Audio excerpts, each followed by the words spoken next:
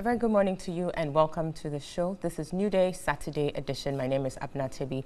It is the 14th day of July 2018. It is a beautiful Saturday morning and we're happy to be back here to deliberate over issues of national importance. As usual, the show runs from now till 9:50 where conversations will be brought to a close.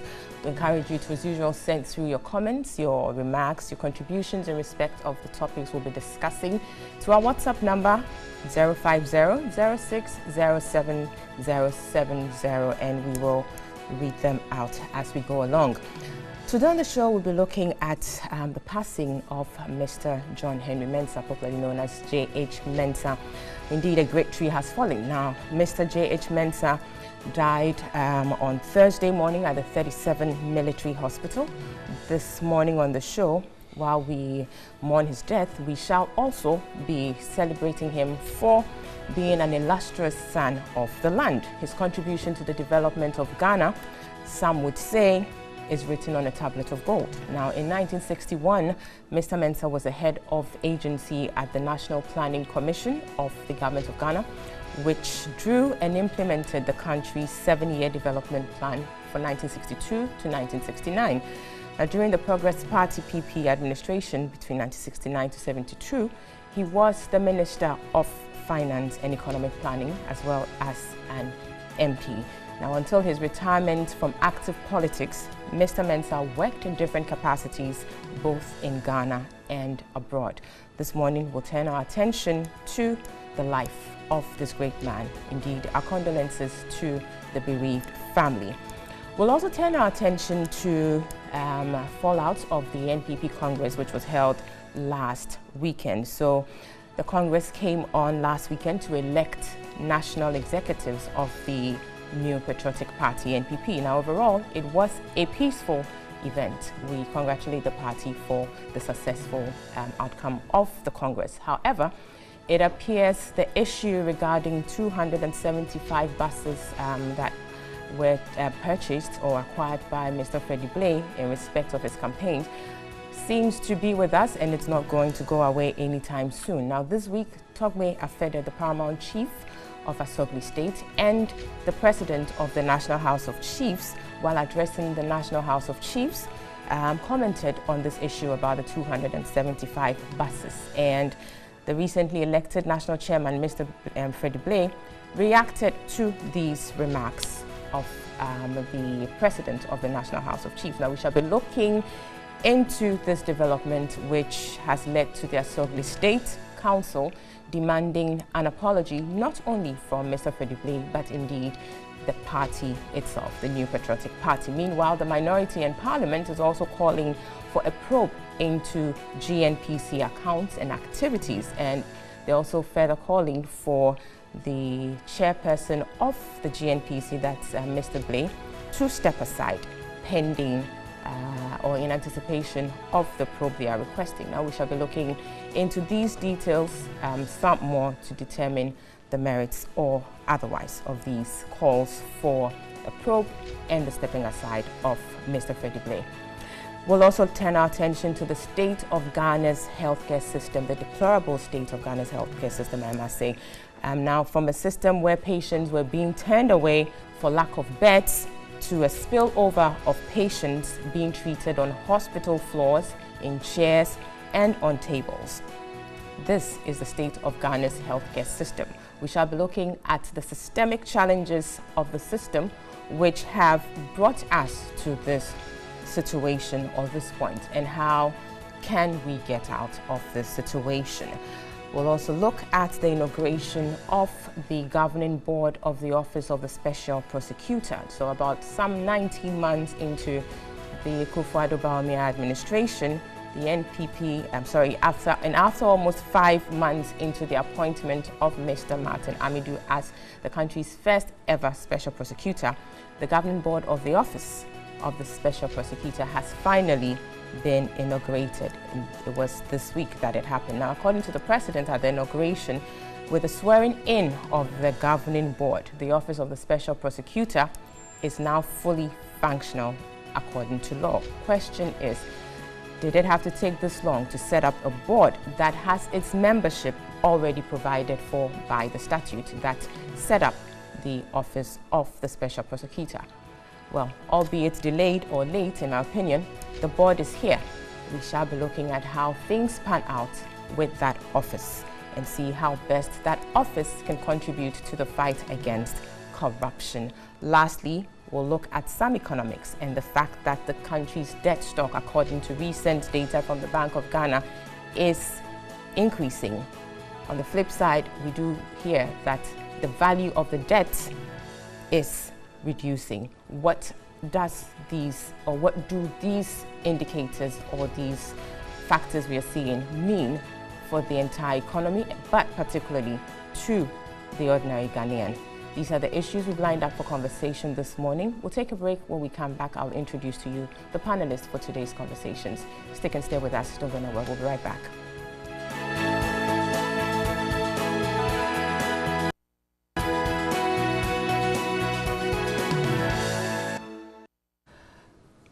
Welcome back. This is New Day Saturday edition live on TV3, also live on 3FM 92.7, and we're streaming live around the world at 3news.com. Also on our Facebook page, TV3 Ghana. I'll quickly introduce the panelists for today's conversations. From my left, we have Dr. Ahmed. He's a senior lecturer at the University of Education, Winneba. Next, we have Dr. Kaminta Bezie. He is a lecturer at the Department of Planning, KNUST, and also is a former CEO of the State Enterprises Commission. We also have Honorable Obi Amwa, Member of Parliament for Ikwapim South, and the Deputy Minister for Local Government and Rural Development. We are expecting a fourth panelist in the person of Mr. Rashid Pilpo, coming in to represent the NDC. So when he comes in, we will definitely do the needful to introduce him. Good morning, gentlemen. Good morning. Welcome to the show. Good morning. It's good to have you. Unfortunately, we need to start off conversations again with another sad news that broke this week. I think 2 weeks in a row, we've had to discuss the passing of some statesmen, rather unfortunately. So this Thursday, we heard news that Mr. J.H. Mensah had passed at age almost 90, we're told, at the 37 Military Hospital. And news of his death, sent lots of, not to say shock, but people were quite saddened by the news of his death. On the show this morning, we'll definitely be celebrating the life of Mr. J.H. Mensah in talking about some of the things that we remember him for, what he's contributed to the state of Ghana, the development of our democracy, as it were, and our governance system and all of that. So this is what we have to start off our conversations. I'll start with the Honorable Obi Amwa. Obviously, this is a man coming from the NPP, and the party indeed has lost someone of that nature or stature, but indeed it's a loss to the entire state, isn't it? Yes. Good morning, Abna. Good morning to fellow panelists. Incidentally, we will end up also talking about the fact that Professor Tukoyo Okain also left us last night. I know that's why my brother is in black here, those of the Writers Association. But we are all mourning him. Again, our condolences to the bereaved families, yeah. Yes. Yes, J.H. Mensah, a colossus. J.H. Mensah was a very big political figure, not only in Ghana or Africa, but across the world, for several reasons. And we all know he started his life as a public servant, having attained a master's degree very early in life, and then working for international institutions, including the UN. And then First President Nkrumah identifying him and bringing him on board to be part of his planning team, and also to have developed a 7-year development plan. Probably that led him into thinking that he could do full-time politics. But of course, when President Nkrumah was overthrown, the military government retained him and asked him to take charge of finance of the country. So Professor Buzia logically also kept him on board, and he contributed so much until the SMC or the NYC came in, the military dictatorship, and he had to leave. Somewhere along the line, he went into exile for over 10 years, about 13 years, just fighting the military governments. At one point in time, he was even said to be bringing troops to come and overthrow the PNDC, the famous Nobista affair.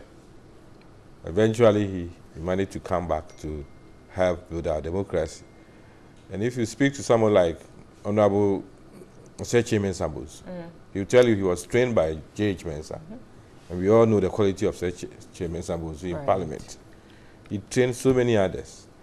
And within MPP circles, I mean, he was leading light and he was everything. So articulate, so sharp, witty, and then very knowledgeable.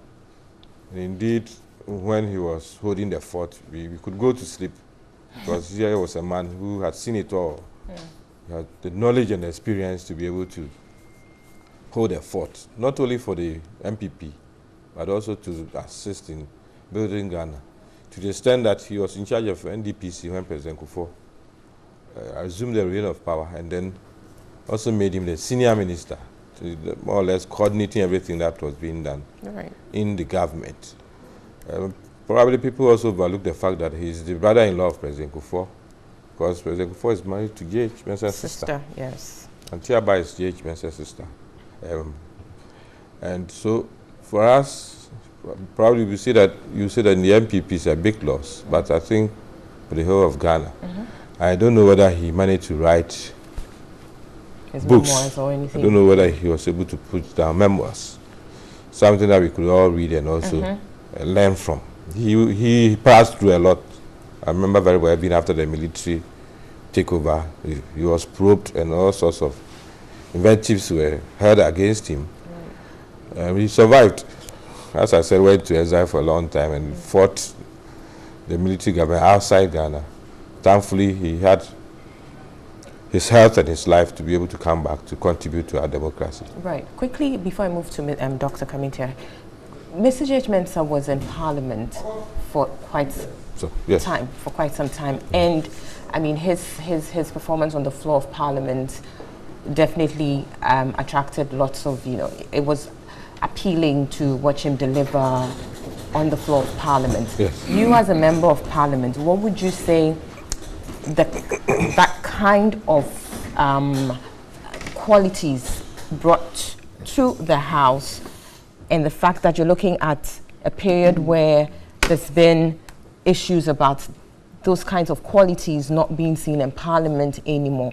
What did J.H. Mensah represent in terms of Parliament, and how are we trying to ensure that, we have that kind of quality perhaps still in Parliament? Well, I'm sure those who were around him at that time, and if we were to read anything he had written down, the most critical thing would be that have been hard work. Right. I mean, he overworked himself. That is why even during the Busia regime, he was accused of having a bed in his office. I mean, you could sleep very few hours just to be able to work. And you can only excel if you work very hard. Right. You had to learn everything that he had to do, to the extent that if you see him very articulate on the floor, it's not that probably he's superhuman. Because he's put in so much hard work. Right. And he had to learn a lot to have the knowledge and to be able to also articulate it. So for the young ones and for those of us who are still in Parliament, we can only make it if we emulate him in the sense that hard work. I mean, if you sometimes it's a bit worrying that people take Parliament for part-time, more or less. Come there once a week or pass through a few hours and they are gone. Committee level, you don't see much contribution where so much work is done. And then the impression given out there is that Parliament is not a serious body and that people take Parliament for granted. We need to learn from him that if he was delivering on the floor, if he excelled because he took the work very seriously. Very well. And then put in so much. Very well. Thank you. I'll move to Dr. Kamintia for you. If we could just share any thoughts you have of the man J.H. Mensah, what would you remember him for? But before you make your submission, let me quickly introduce our fourth and final panelist, Mr. Rashid Pilpo. He is Dr. Rashid Pilpo, sorry. He is the MP for Wa Central, but also served as a Minister of State during the previous administration. You're welcome, Doc. It's good to have you here. Thank you. Great. So, yes, Dr. Kamenta. Thank you, Abna.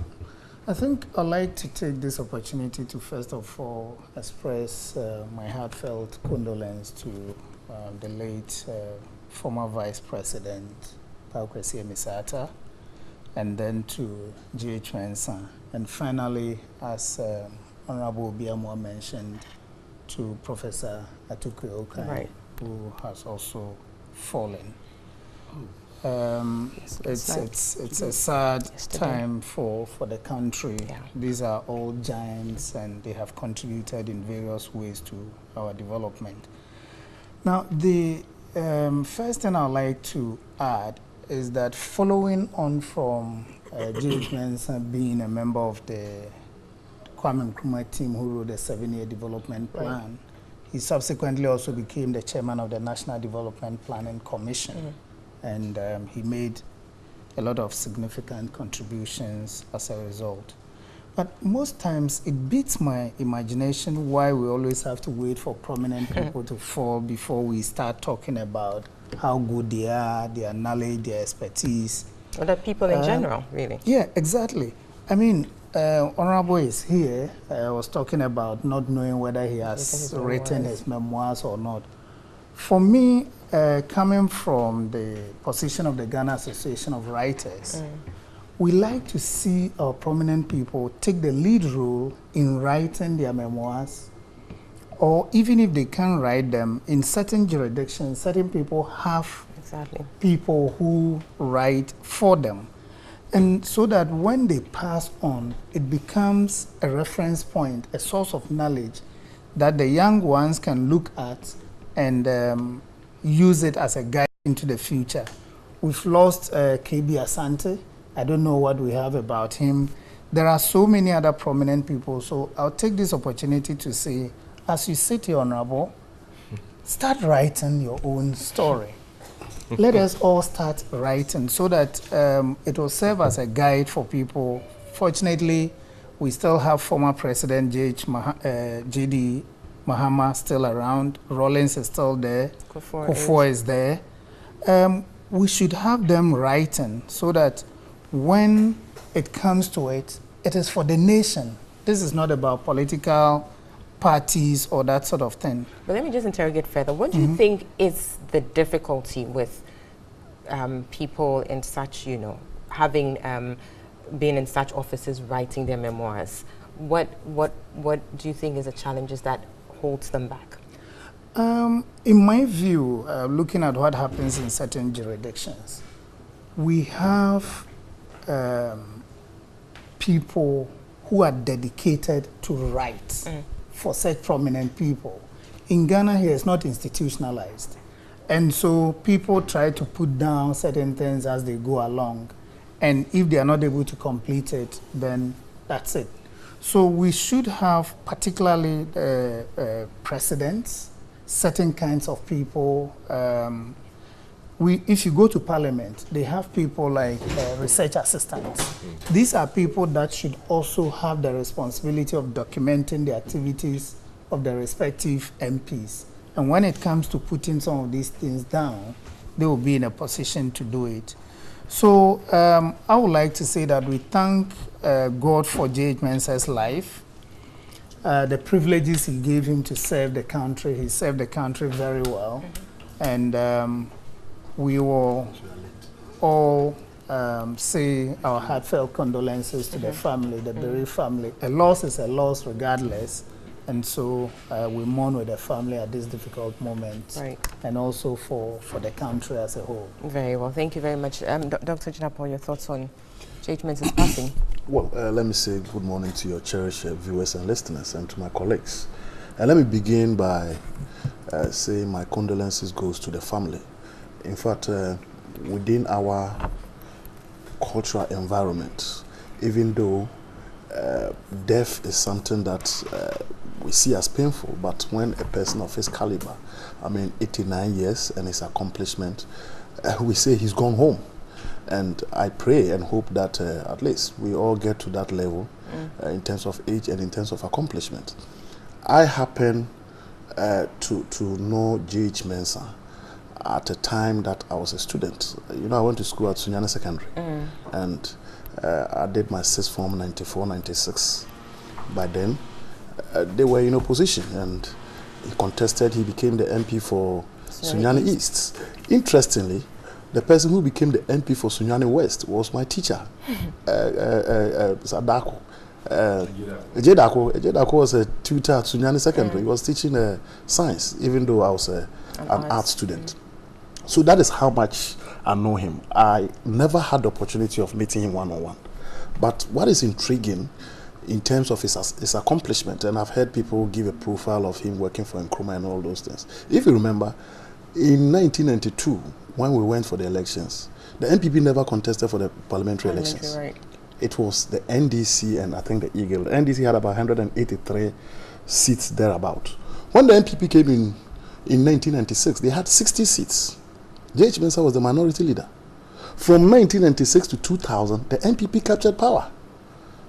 And anybody, especially my generation, who happened to have witnessed J.H. Mensah, you could see how vociferous he was, how articulate he was. In fact, when he came into power, that was a different ball game. But I say, I more or less remember him most when they were in opposition within that period. If you remember 1992 to 1996, there was this lady, Hawa Yakubu Gidi, she contested as an independent. She was more or less the lone voice. Right. But when they got into the election in 1996, there was a game changer. Today, we are more or less profiting from this whole concept of our democratic dispensation within the Fourth Republic because of people like him. In the sense that at a point in time, I believe there were people, and I think even people within the NDC, who thought that the NDC was going to be in power forever. You know, but today there's a swing.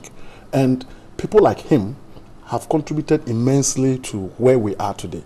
And reference is being made to more or less students of his, such as Oseche Mensah Bonsu and all the like. I think my brother Doc talks about people writing, about people of that sort. But I agree with him. And I think beyond just writing, we should take inspiration from people of that sort. And as I said, he's gone home. It's unfortunate. I wish that the Almighty God gives him a good resting place, and we should take a cue from the kind of person that he's been. Right. Thank you very much. Doctor, quickly. When it comes to writing, it's a comprehensive book on J. Kufuor. Okay. Between faith and history, Ivo Ajimendia, 2 volumes. Yeah, that's true. Yeah. So at least because probably he hasn't written everything in there, he provided for Ajimendia to write. So at least for President Kufuor, I'm aware that there's a book on him. Very well. That's good to know. But I think we need to encourage it more and have more, such material out there, so we benefit from the very rich knowledge of such persons. Doc, your views on this? Yeah, thank you so much, and good morning to our viewers. And let me also join my colleagues and friends in paying my tribute to this great man, and then sending out my heartfelt condolences to his family and friends, and to all the people who were so close to him and who were so hard hit when the news floated to our ears that he was gone. This is a very bad time for Ghana. Last week, this week, we have giants fallen. Our condolences to all their families. Mr. Atta, Excellency, former Vice President, and Atuko Okai, who I just heard has lost his life yesterday. Dr. Kaminta and I are members of the Ghana Writers Association, and we share a common platform with him. He was our African president, Pan-African president of African Writers. But today we are called upon, or at this sitting we are called upon to eulogize Mr. Honorable J.H. Mensah, a man who fought very hard for his country and God. He fought for Ghana. He fought for his people. He did everything he could to push the frontiers of our development forward. Before I entered Parliament, I saw him, how he contributed, how he fought, how energetic he was in Parliament. And when I entered Parliament, he was one of the people who I took inspirations from. The last time I met him was when, at the funeral of, I've forgotten the person, at the State House. He came for the funeral. I think it was, I don't know whether it was Jake or somebody. He came for the funeral and he was in cloth. And then when he sat down, I sat close to him and I told him he was an inspiration to me. Oh. And that I wanted to take a picture with him. He recognized me and said, yes, come on, let's have it.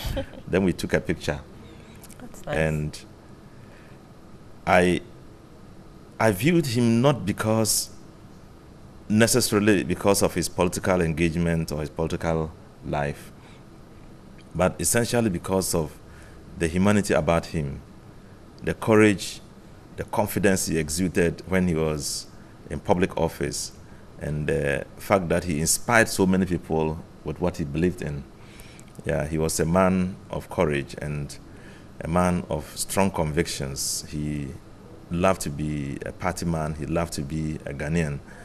And I think that Ghanaians should remember him for many sides of his life.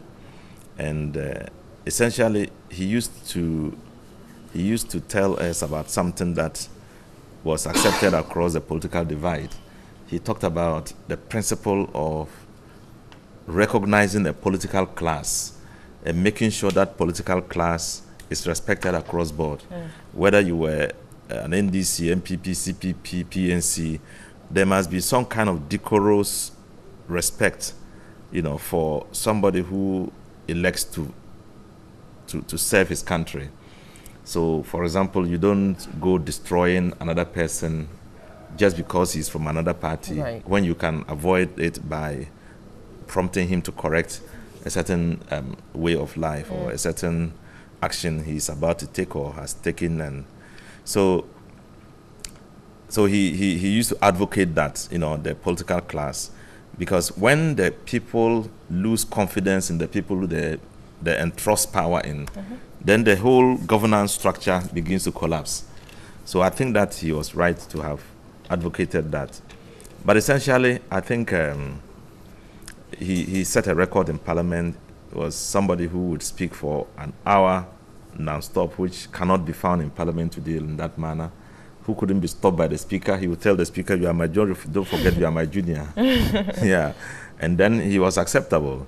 And it was him that was tolerated the most, because he entered Parliament with a lot of credentials and a lot of respect.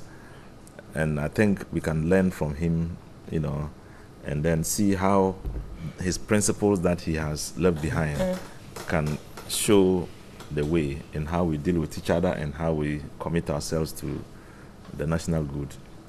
Very well. Thank you for that. On that note, we'll take a quick break. When we come back, we'll go into other issues lined up for today's conversation. See you shortly.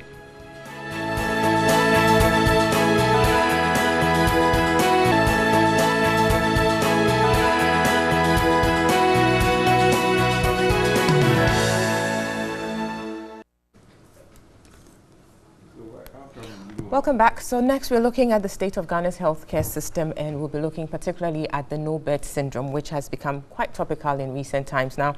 Sometime, I believe last month, the news about the devastating conditions at the various public hospitals and clinics came up, and the fact that people or patients were being turned away because there were no beds came up, and there were a number of unfortunate incidents that happened, leading to the death of some people.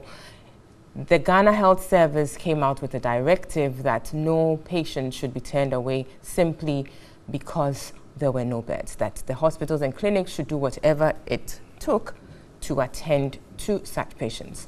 Now, about a month later, we have a situation where there seems to be a spillover of patients because public hospitals and clinics are adhering to this directive of the GHS. We seem to be caught between the rock and the hard place. Do we take in patients to treat them in all sorts of positions, in chairs, on the floors, or we turn them away to prevent this form of undignified treatment, i.e. having people lay on the floor whilst receiving treatment. It seems this is where we are at.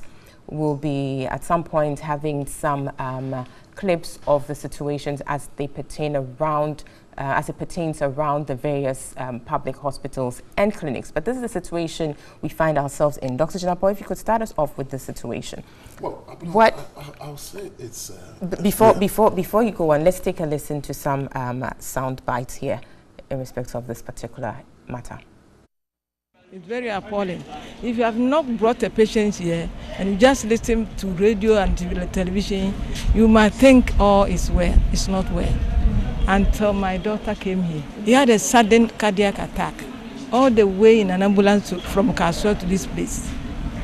Luckily, they attended to her. But since we came, he has never had a bed.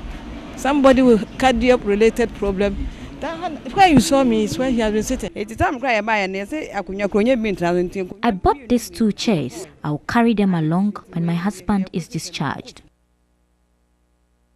So that's the situation. I mean, just a sneak peek into the bigger issue, but we hear stories of people having to now buy chairs to have their relatives sit in for doctors and medical officers to attend to them. Quite a very deplorable situation we have on our hands, Doc. I mean, it's unfortunate, and it's worrying that we have such a situation. If you ask me to more or less give a solution to this issue, I doubt if I'm in a position to do that, because what I expect, and this thing has been going on. Initially, I thought it was just a metaphor. Metaphor in the sense that if you say there's no bed, it means that maybe the facilities in terms of doctors and all the variables that comes up in terms of giving care to an individual is what is not. But literally, there are no beds, and we can speak to this issue. I've heard the Minister for Health speak to it, I think quite recently during the inauguration of the Kolebu Management Board. The first step that I think we need to take as a country, and that should come from the Minister, we should know the state of our health facilities. What is the state? Is it the case that there's so much pressure on the limited facilities that we have? And when I say facilities, not just the buildings, but if you take Kolebu, what is the capacity of Kolebu in terms of admissions? What is being done in terms of trying to deal with this issue within the short term, the medium, and the long term? Because you and I know very well that when you go to private hospitals, you wouldn't get this problem. Go to Nyaho Clinic. But that's the situation. There are referrals from all sorts of places to Kolebu. Right. So it means that the facilities at Kolebu, we need to know whether it is in a position to admit patients or not, and if not, what is being done about it. Of late, we are talking about referrals, but there have been instances where we've had cases in some hospitals, even around Kaswa, where I quite remember there was a patient who happened, there was this gas that was removed from this boy or whatever it is. And recently there was a lady who went through some surgery or all those kind of things. So we need to know what is going on, because health is something that you cannot, play games with. And of course, I've heard people try to play politics with it, but it should be a collective responsibility. Regarding what is going on, has the minister been invited to Parliament? Has he spoken to the nation in terms of where we are, what he's doing, and what needs to be done? I do know that there was a call for an investigation into the quote-unquote no-bed syndrome, and I think there's been a report submitted to Parliament. What is the investigation here? The investigation here, the investigation here, based on even the simplest thing that you did, by showing, taking cameras to one of the hospitals, is that there are no beds. Why is it that there are no beds? Is it because we don't have money? And if we don't have money, what is being done? I'm interested in getting a solution to this issue than complaining and playing politics with it. Because whether you like it or not, healthcare is something that you can never push under the carpet. So I think we need to have a way forward. I think it's very, very unfortunate that we are getting into this situation, and it looks as if the problem is becoming exacerbated in the sense that when you tell a hospital that, look, this whole concept of no bed, when patients come, admit them, where are you going to put them? You tell the doctor or the health facility to admit the patient, meanwhile they don't have the tools. So it's not just about giving the person space, but it's about giving the person the necessary facilities. So if we have a situation whereby the simplest ingredient in terms of healthcare, which is a place to sit, just a chair to sit in or a bed to lie on, the person cannot get it. Then what about the medical facility, the medicines and the care that needs to be given? So I will respectfully call on the Minister of Health to give us a roadmap and to give us, a report of the state of our healthcare services in this country, what is being done in terms of trying to more or less do away with this kind of syndrome, because it's quite disgraceful. Very well. Now, when the GHS issued that directive that no public hospitals or clinics should turn away patients, the Ghana Medical Association issued a statement, and I think that statement is quite instructive because they do acknowledge that the no-bed syndrome has plagued the country for a long time. So it's not a new phenomenon. It's just that perhaps it's receiving a certain level of attention now that it's come to the fore. But the truth of the matter is it's been there for a long time. And then they go on to address how that is inexcusable. Inexcusable in the sense that even reiterating the fact that the no-bed syndrome has been around for a long time, and today there should not be any complaint. No, that isn't what they're saying. They're not saying that.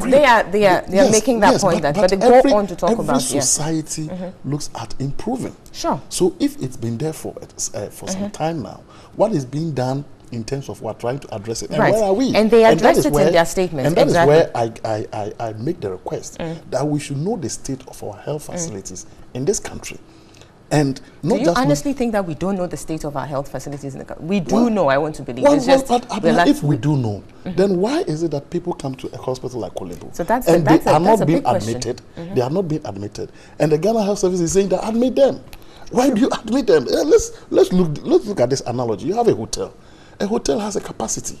Then in terms of capacity, you cannot admit people, but you are being directed at admitting. Where are you going to put them? Right, because the PRO of Kwadwo Teaching Hospital, speaking to this issue, did mention that I think the accident and emergency unit is a 36-bed facility. But as of the time he was speaking, the day before, they had in excess of 60 patients there. So 36 as against 60, clearly a spillover.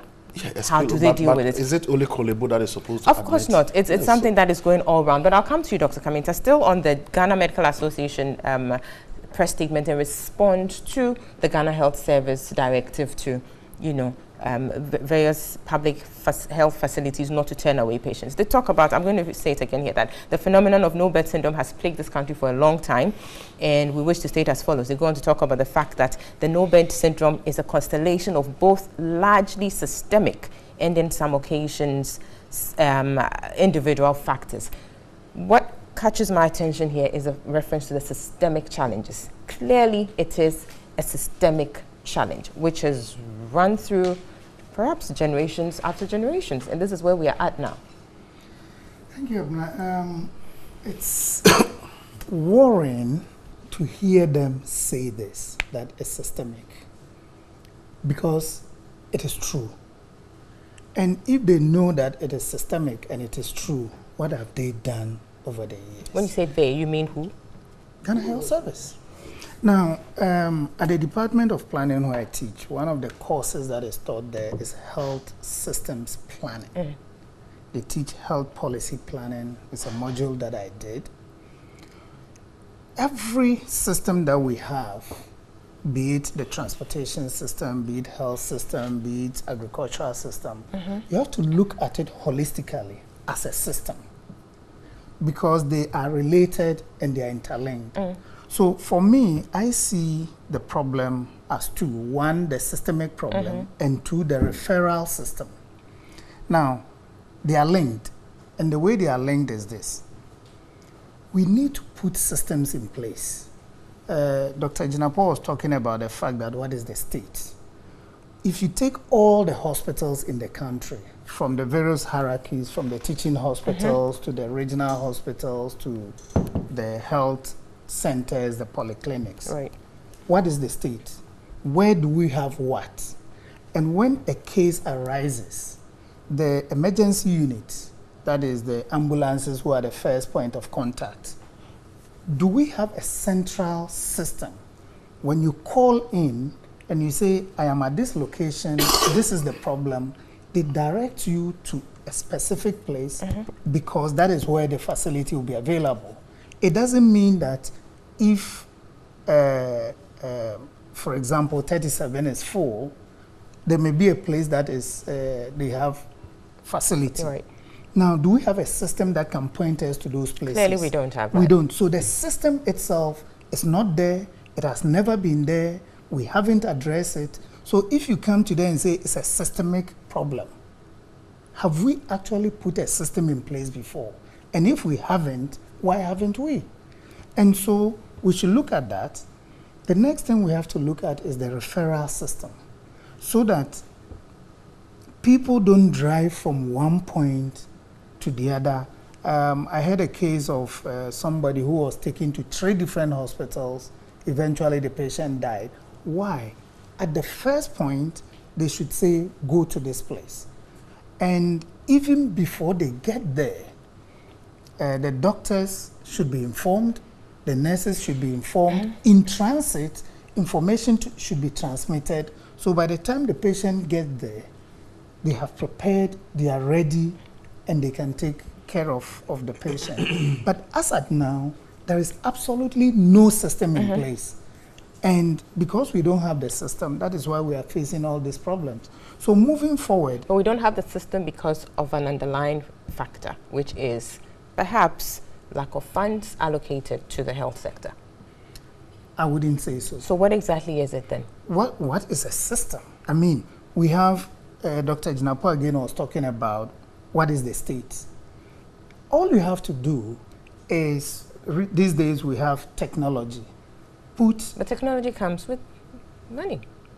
The money we waste in the health system, there is no excuse. We don't need any extra money within the health system now to be able to put that system in place. So you think it's an issue about prioritization? It's an issue about mismanagement. Direction.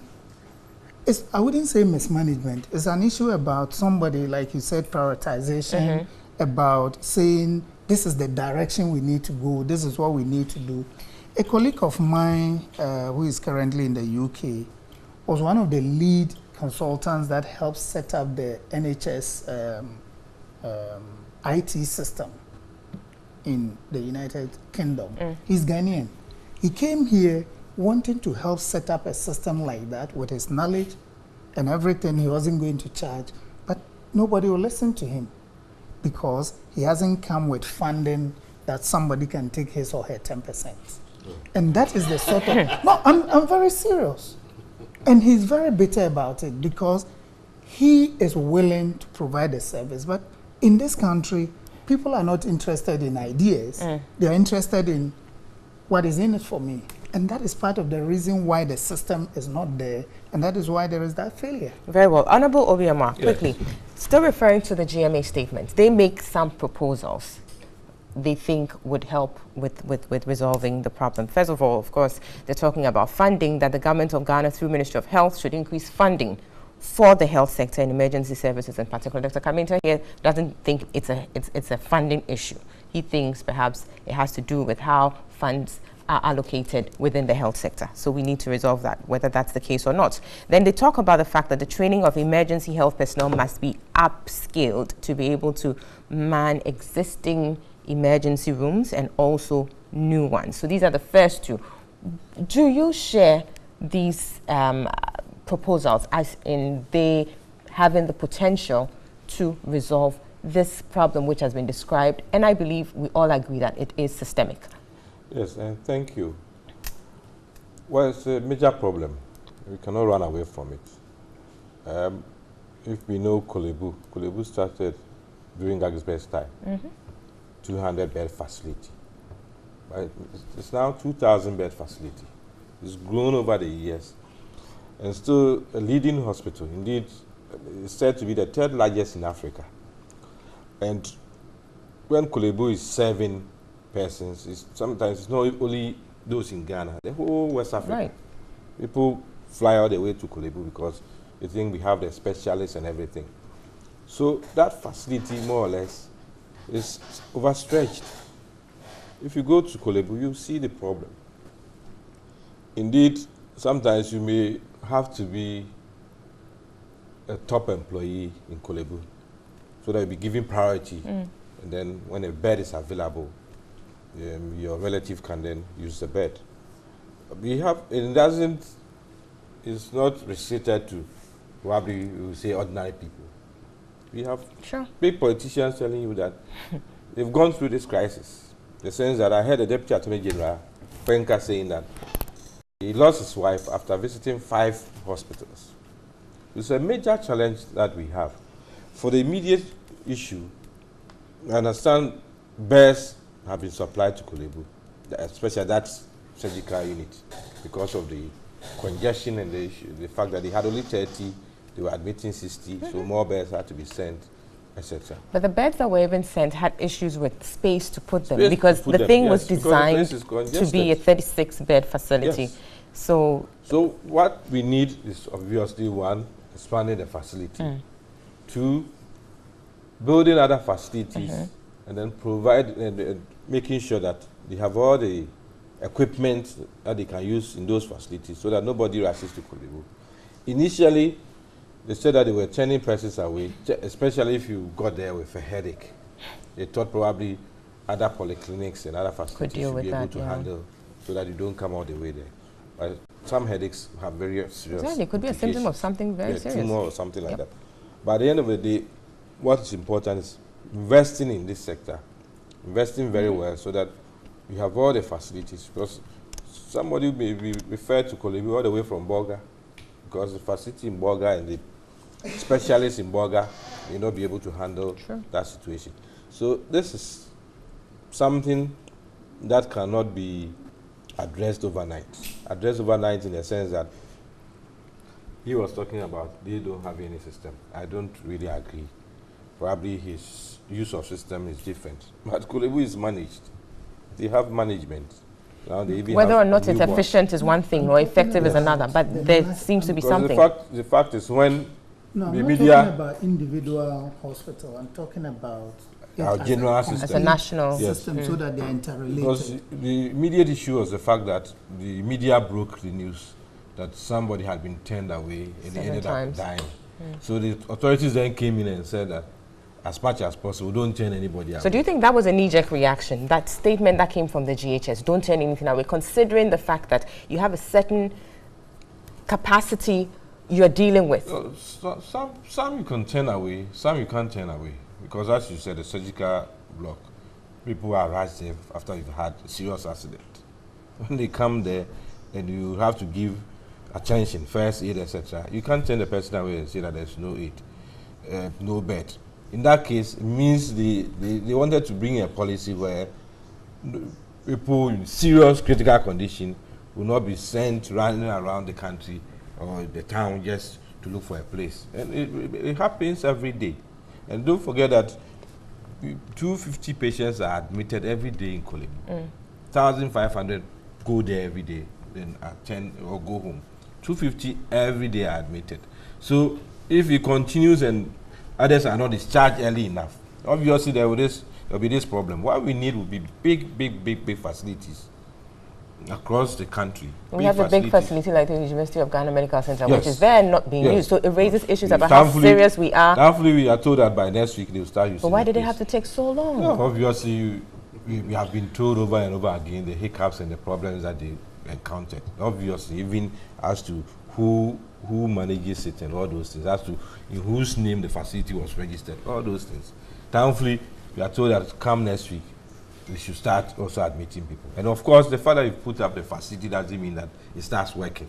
You have to equip it. You have to get a personnel to be able to. But we're told that the UGMC, for instance, is well equipped, and at least for the phase 1, it was good to go. Well, it's just for those issues about who manages it. Yeah, no, well equipped means that you even have the personnel who run it. It's not just that you've gone to put all the machines there, but you don't have anybody even using it.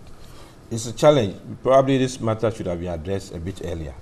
But going beyond that, I'm aware that the Minister of Health has submitted to Parliament and to Cabinet various funding proposals for more polyclinics across the country, not only in Accra, more polyclinics, more facilities that will be able to absorb some of these things so that we don't put extra pressure on the established ones and everybody thinks that once he's sick, especially those in the catchment area, once they are sick, the first call is exactly what is closest to them. Kolebu really wasn't meant for that. But once he's close there, why would he travel to La Polyclinic when he's close to Kolebu? But probably La Polyclinic could have addressed that issue without spending all the time at Kolebu, because more or less they are looking at very serious cases. Right. So it's something that we should manage it well, inculcate that culture, and then also let people have confidence in other facilities. Otherwise, you get the impression that if you are not rich, if you can't, if you don't know somebody somewhere, you can't. Not necessarily, all those things. People also think that private facilities are more expensive. Sure.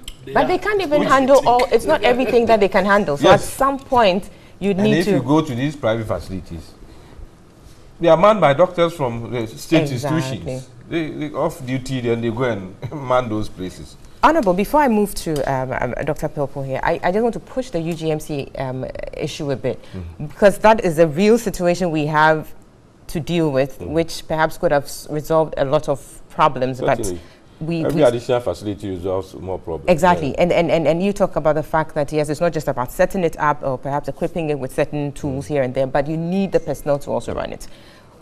There are healthcare, is it officials or personnel who are at home doing nothing, and they're complaining they need to be posted, for instance. So at the end of the day, it comes back to yes, I agree. Prioritization. That facility is not even complete. Because phase 1 is just a few weeks ago, the health minister brought an application to Parliament seeking more funding to be able to complete the facility. We're told that the phase 1 is ready. For what we have now, we should be able to use exactly. it. And that sometimes the way the system even works, even if you want to recruit persons, you need financial clearance. You understand? And it's not only the health sector, it's every sector. So even where they give priority to the health sector, the Minister for Health cannot just overnight say that I've opened it, doctors go and work there. It goes through a process. But it's the same public who will say that the people have been recruited for 2 years, no salary. It's the same public who will say that not even for 2 years, months we start getting the publicity. And because the system has to be structured, there's no way a finance minister will allow people to recruit him without giving that clearance. And that sometimes is a bit bureaucratic. But some of these things should be fast-tracked because of the emergency situation. Right. But sometimes you may end up putting the blame at the doorstep of only one sector. But it covers more sectors. The health minister may be bashed, but there's little he may do because he doesn't pay those who are recruited. And he doesn't recruit if he doesn't get the clearance and approval. So the chief director writes to the Minister of Finance that we want to recruit 600 medical officers for a facility or for more facilities. At the budget hearing, if it's not catered for, then it means that probably for a whole year, they work, but then where will be the salary? Some of these things should be addressed. It's something that has built over the years. Exactly. But we should find a way of bringing it down, melting it so that some of these problems don't occur every day. And some of these things, in other jurisdictions, how do they work? Right. But they have invested so much in some of these things, and they've been consistent in addressing the situation. Because if you sleep over it a bit, you go back into a serious problem. Clearly, you've been sleeping over it for a long time. Every government will tell you that they were doing their bit, except that you can do more. In Parliament, as you heard, almost every time there are questions to be answered by the Minister of Health. either it's national health insurance, either doctors have not been recruited, either our facilities are not working. If I look through my hazard, I try to group my hazards into sectors. And if I look at the health sector, questions which have been asked on the health sector from every government, you find some of these things. Sometimes the solutions are so comprehensive, but are we able to implement them? Is it the no money syndrome which whittles down everything? Or is it that we are so bureaucratic that the implementation is slow? Or is it that we are not diligent enough? Because, for instance, why would we have ambulances and we can't use them? Right. Because they were not brought in with the right specifications. Exactly. And why were they brought in on the wrong specifications? Yes. Raising all sorts of questions. And whoever inherits it would be cautious in also using it, because he'll be charged with all sorts of acts that he didn't generate in the first place. So these are major challenges.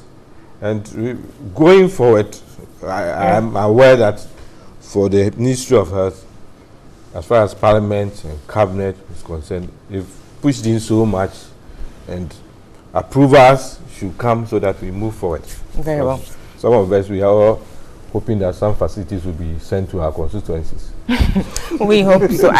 Ultimately, the idea is to get healthcare closer to the people as much as we can.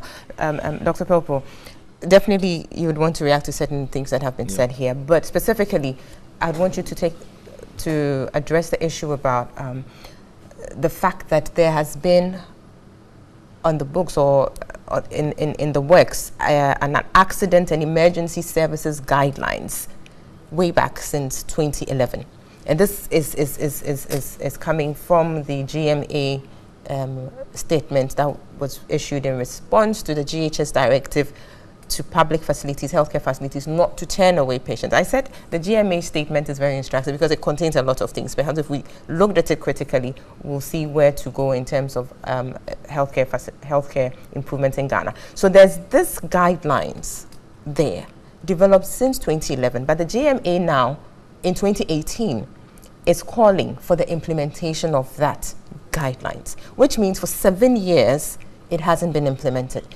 It raises questions. Why do you develop it and not implement it? What are the issues? Well, what we are witnessing now is simply policy failure, existing policy gaps in medical delivery. Right. As we are talking now, we have more than close to 10 hospitals which are complete and not in use. You have the Oppong, the Kaswa. The lady who was talking came from Kaswa. You have the UGMC. You have the Bank of Ghana Hospital. You have the Navy Hospital. You have several of them littered. Complete investment, complete money spent, not in use. There's something wrong with policy administration as far as our health delivery is concerned. The last administration may have recognized it, indeed recognized the need to invest in extensively in more hospitals in accordance with our growing population and growing sophistication in health delivery. So it started building regional hospitals in all regions of Ghana. And what was the reason, what is always the reason for sending people to Kolebu all the time? Because it's a referral tertiary hospital. Let's build another one at Legon. They built another one. What about 37? Let's expand it. They did. What about the police hospital? Let's do an expansion on it. It's ongoing. What about the rural areas? Cheap compounds, thousands of them. I mean, so much investment has been done in the health delivery. I think that the difference is the apparent break in policy continuum. And I advise that it should be picked up and then polish up before you begin adding polyclinics when existing structures are suffering for use. Right, and you talk about the fact that yes, there are new facilities just sitting idle, not working.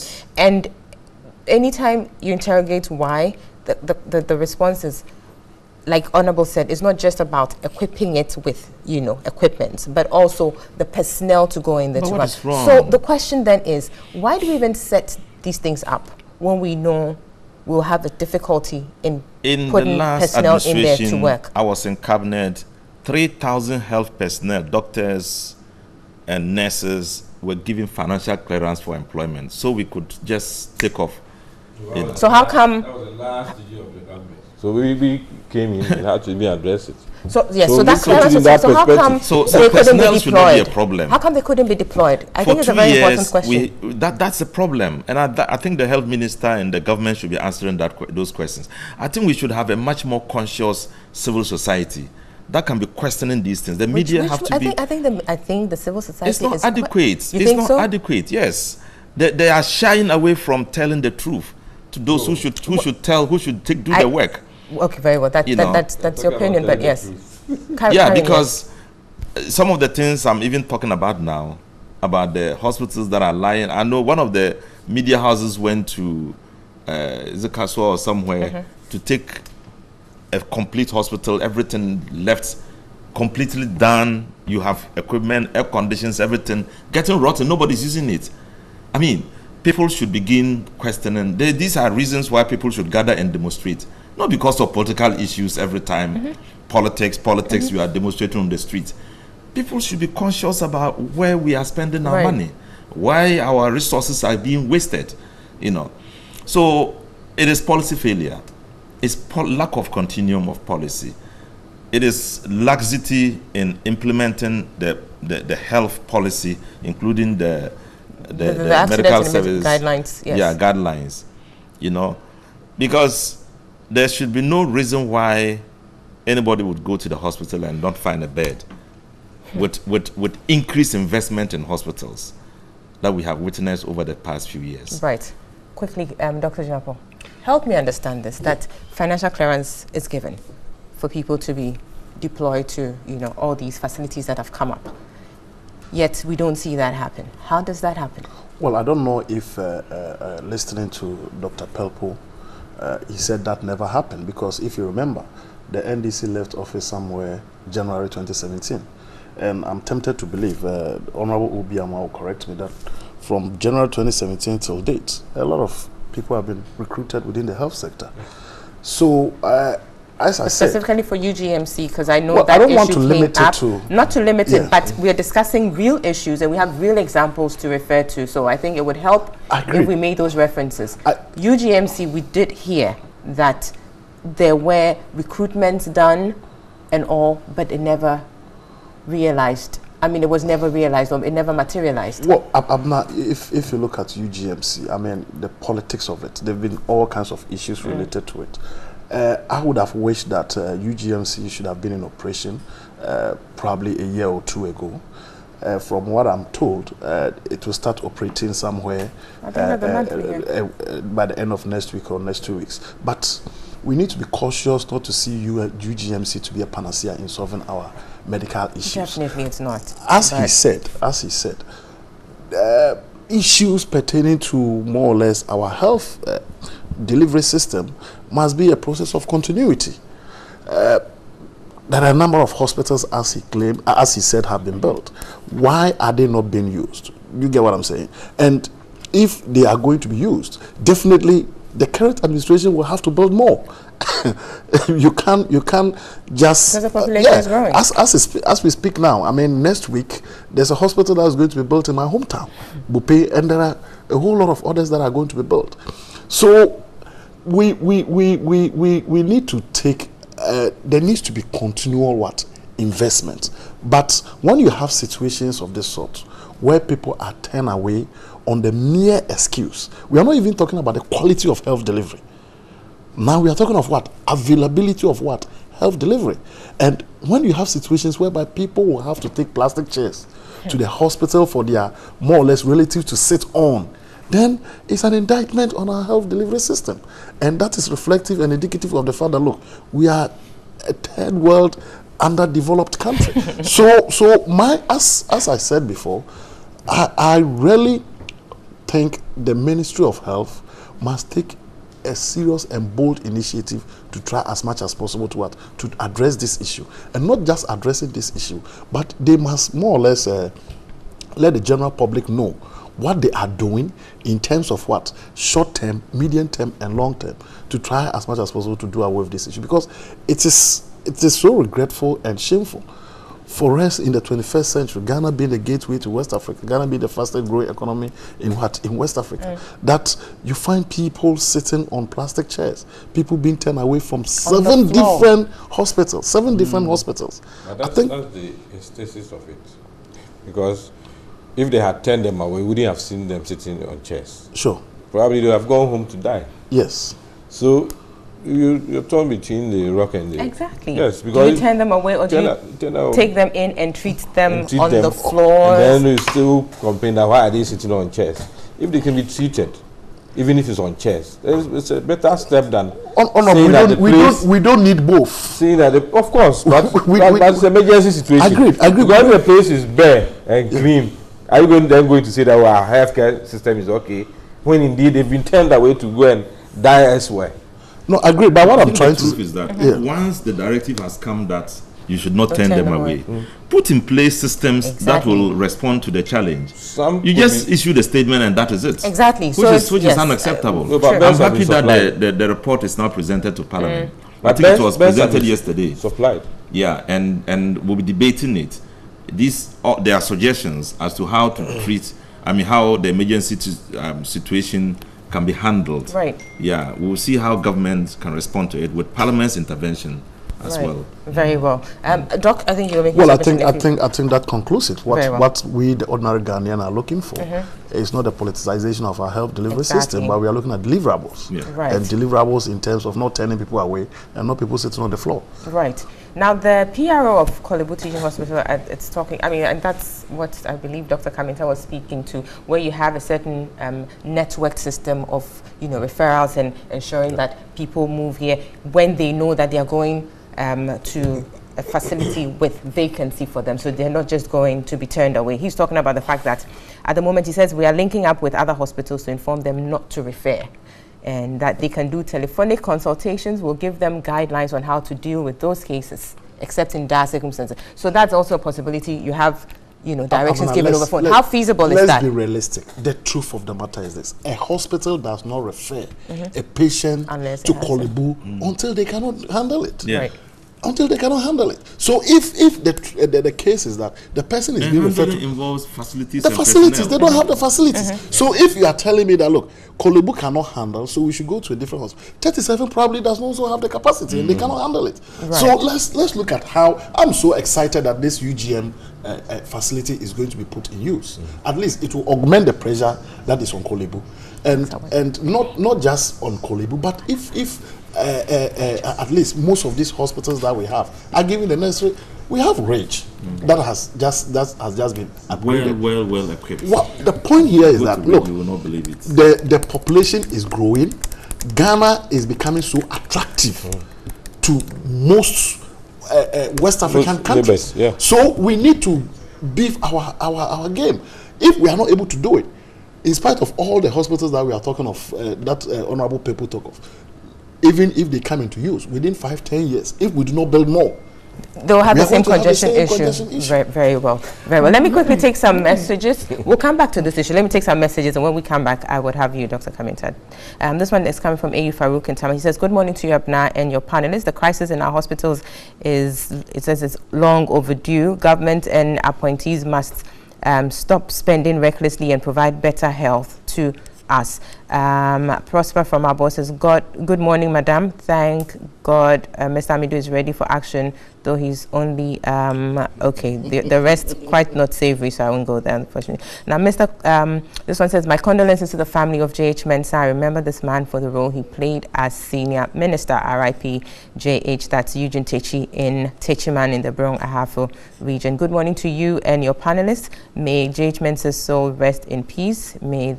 It says, by the way, I like the show. Keep it up. Okay, that's Abiola in Kumbungu. He says he's a CPP member. Okay, thanks for the disclosure. Adin Sadiq and says, good morning, Madam Host and your panelists. My condolences to the family of J.H. Mensah. The NPP and Ghana as a whole have lost. This was a man deemed as the light of NPP in the mid-90s. He was indeed a true patriot, and Ghana will forever be grateful to him. My regards to Honorable Obi Amor.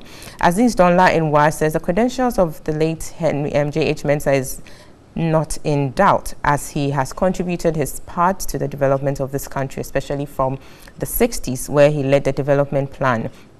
On this note, I will plead to the aged in our communities to emulate the late legend as we mourn him. I wonder why you're pleading to the aged to emulate him. Not all of us, really. Let me take the last one. Good morning to you and your panelists. I'm Setpra from Takoradi. It's really sad that we continuously lose our great achievers. Within a month, we have lost 2 great achievers. His Excellency, the former Vice President, Mr. Pakwesi, Mr. Arthur, and Mr. J.H. Mensah. We need them alive to impart to the new generation, but God knows best. Indeed, yes, it's 3 with the inclusion of Professor Atukwe Okai. We'll take a break at this point. When we come back, we'll wrap up on this issue of healthcare in Ghana, and then we'll move on to other topics. See you shortly.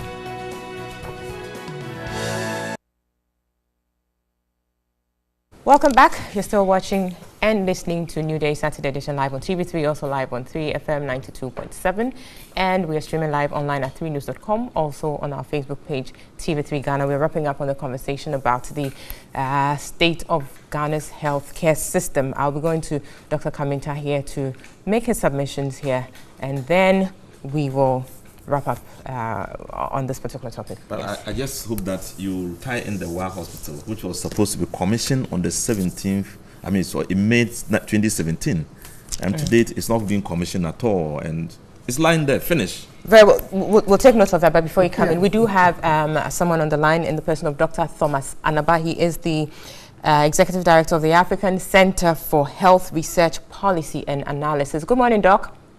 Good morning. And welcome, and thank you for joining us on the show. Thank you very much. Great. So we're looking at this situation on our hands, quite a deplorable one, the state of our healthcare system in Ghana. No bed syndrome. Now, the GHS directed that public healthcare facilities should not turn away patients, but take them in and attend to them. And now we have a spillover on our hands. What is the situation? I understand you have some perspective to share.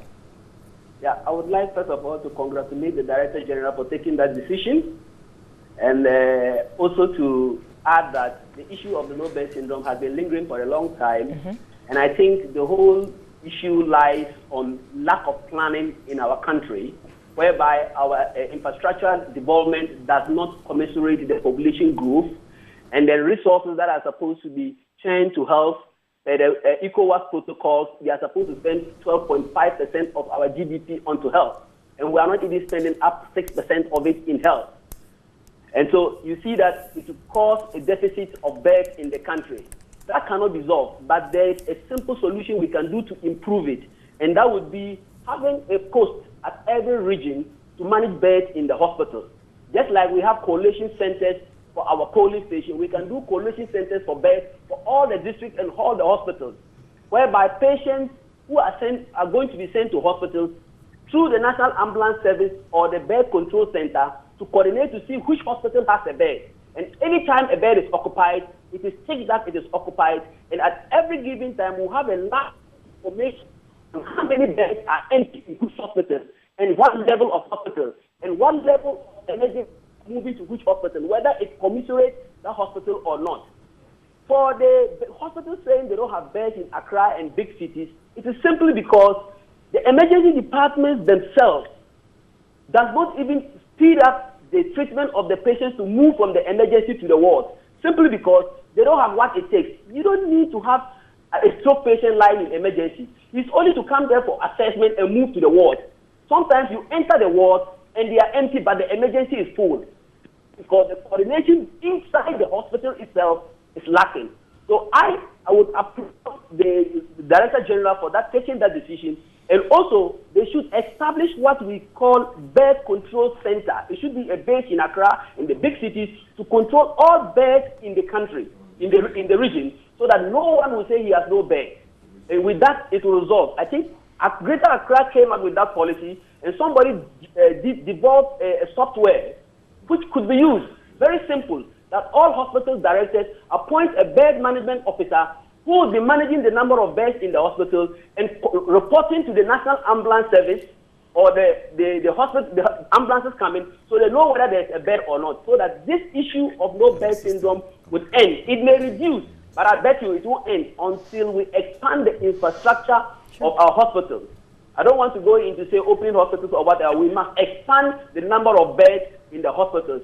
Train our doctors at the SC. Give them the requisite equipment. Because if you come with a heart attack and I don't have a defibrillator, when am I going to resuscitate you and move you to a ward? You come with a heart attack, I don't have nitroglycerin. When am I going to resuscitate you and take you to the ward? I don't even have a full blood count in 5 minutes. So all these resources are needed to make sure our emergency departments are able to see to patients within 1 hour, 2 hours, move them to the ward and free the emergency so that the no bed syndrome will not come in. It mainly comes when the emergency departments are choked, not the ward. It's not the ward, it's when the emergency departments are choked. So are you saying, Dr. Anaba, sorry to cut you, are you saying that with a certain level of management or coordination of beds within the various healthcare facilities, we would see an end to the no bed syndrome? Is that what you're saying? We will see a great improvement. We will see great an improvement because we don't have enough hospitals and enough beds to contain everybody. Exactly. But it will improve drastically the duration of all. Very well. So that would address the issue about congestion. That would address the issue about congestion. But ultimately, we're looking at a situation where we need to expand the infrastructure to be able to give health care to people as far and wide as we can. Yes, I agree with you. We need the infrastructure to develop, but we need the coordinating body. The coordinating body, which is the National Ambulance Service, that should be available, coordinated with the Birth Control Center, distribute patients. But if I treat a patient with an ambulance, where am I going to call to tell me where to go? So there's a need for the link between the hospital and in the community to work. The National Ambulance Service. Very well. But the National Ambulance Service, can you give us the state in which it is? How well or how functional is it even? To be honest, they are doing very well. They have trained people to the level of advanced life support. However, they lack the requisite equipment for transporting their patients and attending to the emergencies. They really don't have any coordination between hospitals and then the ambulances, which is something which is lacking. And I think the National Communication Authority should establish a communication link quickly to allow them to be able to coordinate to hospitals free of charge without having to use their own phones and then the rest. And get specific numbers for every hospital that when they call, they must pick. Get a diary down with all the telephone numbers of all the hospitals to the closest place they are, send the patient there for initial resuscitation before onward transfer to the next hospital that can manage him definitely. So I think that needs to be done. Very well. Thank you very much. I think we would wrap it up here, Dr. Anaba, but we do appreciate your insights into the issue and your contributions. Thank you very much. So that was Dr. Anaba. He is the Executive Director, African Center for Health Research, Policy and Analysis, giving us perhaps some proposals as to how we can help reduce this issue about no bed syndrome, talking about bed management within the respective healthcare facilities and also trying to bring in how best we can coordinate the system with the National Ambulance Service, who, according to him, has done well in his opinion, because I mean, looking at the limited resources, but are not able to, deliver their services as much as they can because of their limited resources. We need to look at that as well. Dr. Kaminta, you had something to add? Yeah, I think what Dr. Anaba came to say ties into the systems approach that I was talking about. You heard him mention about the beds, having a bed management coordinator. That is just one aspect of the system, tying it to the ambulance service. What about the patient's records? What about a whole lot of systems that are around the hospital? And right now, we have a whole lot of people who are IT savvy. You put some of these young men together, you want a software, all you need is somebody who has the knowledge of how the health system works, and to tell these young people, this is the software that I want you to do, these are the components, and we can do this cheaply in this country by putting the young men, the resources that we have in mind. Now, the thing I wanted to talk about, Kolebu in particular, is this. Korle Bu must remain a referral hospital, just like we have the other teaching hospitals, so that they play the core function of being a referral hospital. And then we have other hospitals. For example, if you go to Korle Bu, we have the Mamobi Polyclinic around. So that is the first point of people going there when they have issues. And earlier on when I talked about the systems, Honorable Obi said, oh, Korle Bu has a system. But what Dr. Anaba said actually exposed the fact that even as a hospital, Korle Bu hasn't got the systems right.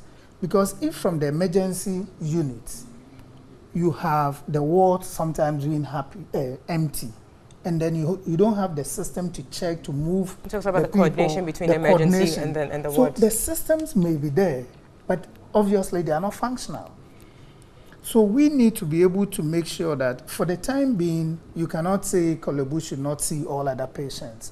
But moving forward, we should make sure that the hierarchy of hospitals are respected, referrals are only sent to the teaching hospitals, and we allow the other smaller hospitals to be able to play their roles. And also the expansion. For example, Honorable Dr. Rashid Pelpo was just mentioning about Wa Hospital, and it's very dear to us because I come from the region. And this hospital has been completed, equipped, but because of lack of posting of personnel there, it is not being utilized. So we need to make sure that there is, again to use his words, continuity from government to government, not just of the health system, which is what we are talking about now, but of all projects that are available. So we don't have a stop-start situation. A few days ago, I heard Honorable Fuseni, Inosa Fuseni talk about the Eastern Corridor Road. All the contractors were stopped, and almost 2 years down the line, it's now being repackaged, and now we are complaining about the road not being good. So we need to have a continuity in not just projects, but in policy and other things for the benefit of the citizens of the country. But the whole, speaking of the roads, okay. The other aspect is that if you say continuity, and you come and meet a backlog, in the health service, last year, 16,000 were recruited because there was a backlog. Sometimes 3 years, people had not been recruited. This year, they are supposed to recruit 27,000 just to fill in and even send these personnel to all the hospitals that you are talking about, including WA. So continuity, if you stretch it, then you may say that I came to meet a backlog, so I'm continuing backlog. But you need to clear the backlog. Before you move on. Clear the backlog, and that's why I'm giving you And I think that is part of continuity, really. Dealing with the backlog is part of continuity because you need to, it's a continuous action. Quickly, then we move on to. There's something positive about one hospital I visited. The Koforidua Government Hospital or Koforidua Regional Hospital. It's a wonderful place. In fact, there's a doctor there called Dr. Boama and his assistant and his staff. We visited there, and what we saw is so impressive. In fact, it's like a place where other doctors should go.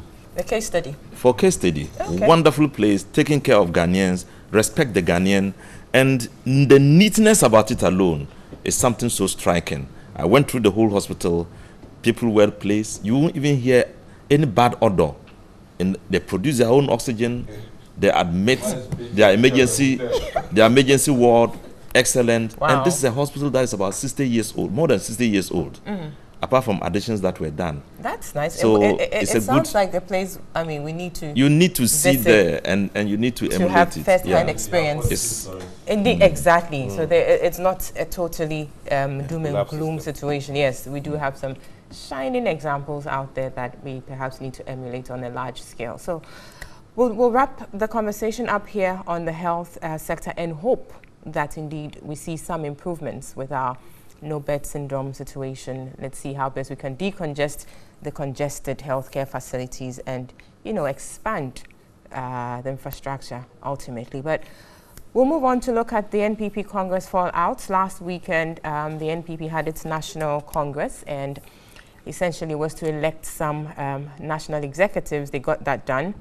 But there seems to be an issue that may not go away anytime soon. And we're looking at the situation with the 275 buses linked to the newly elected chairman of the party, Mr. Freddie Blay. It's not going away anytime soon, is it? No, it's a classical case of an expenditure made at the wrong time when people are suffering because of beds. Very well. Hold your thoughts there. Let's take a listen to the General Secretary of the NDC, Mr. Johnson Esiedun Kiti, and then return to his colleague here, right here on the panel, to conclude his submissions. We'll see.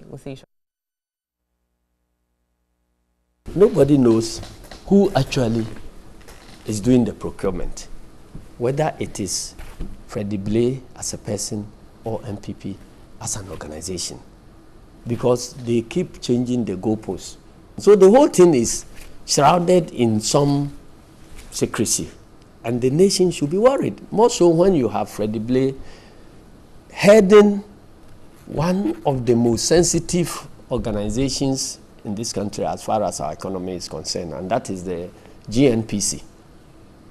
It's only a board chair. He doesn't take charge of which controls our resources. Okay? So it must be a cause of worry. So it must be investigated.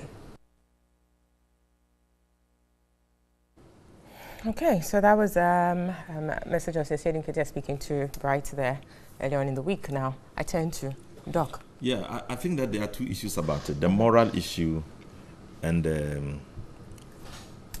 the possible issue about corruption, which can be tagged to it, or which is being tagged to it. You see, the gentleman who contested and won the election, Honorable Freddie Blay, I know him well. He was first deputy speaker, and who did well, very well, when he was in office. But on this occasion has shown that a political party can go this length in supporting a candidate who, despite the challenges we are facing today, of lack of beds in hospital, simple beds in hospital, we can spend all this much money because you want to win an election. But why are you linking it to the party? It's he took that decision. But so why the party not tolerated him? They are tolerating him. They are defending him. They are with him, and that's the problem. You see, we are cautious about it because we think that it's a very sensitive issue and must be investigated.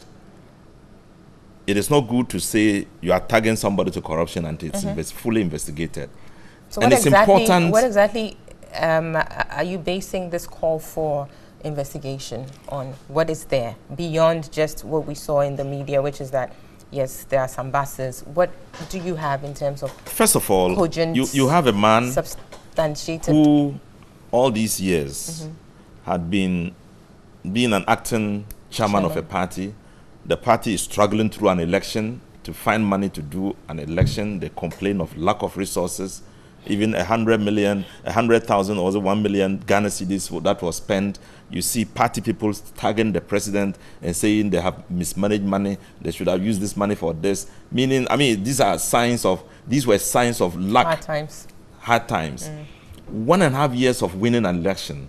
One person can produce $3 million to deposit to be able to secure buses, 275 buses for 275 constituencies.